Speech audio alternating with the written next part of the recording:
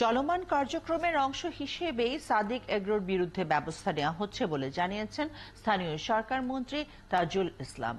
গণমাধ্যমে সংবাদ না আসলে সরকার ব্যবস্থা নিত না, সেটা ঠিক নয় বলেও দাবি করেন তিনি। বৃহস্পতিবার সচিবালয়ে তিনি আরো বলেন, দুর্নীতির অভিযোগ পাওয়া গেলেই ব্যবস্থা নেওয়া হবে। যে সাদিক এগ্রো বছরের পর বছর জমি দখল করেছিল, আজকে কেন হঠাৎ করে তারা সিটি কর্পোরেশন সিও সাহেব এখানে আছেন, আজকে কেন তারা বুঝলেন যে দখল হয়েছে, বা এই জায়গাটা কেন আগে থেকে প্রচেষ্টা করা হয়নি? না, আসলে সব কাজগুলো তো একদিনে করা সম্ভব না, আর আগে করাও সম্ভব না। যখন যেটা নজরে আসে তখন সেটা করা হয়।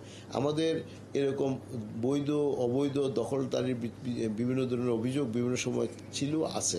তো এটা আমার মনে হয় এটাও একটা চলমান প্রক্রিয়া। যখন যেখানে যেটা কসুরবিত হবে তার বিরুদ্ধে ব্যবস্থা নেবে, এটাই স্বাভাবিক।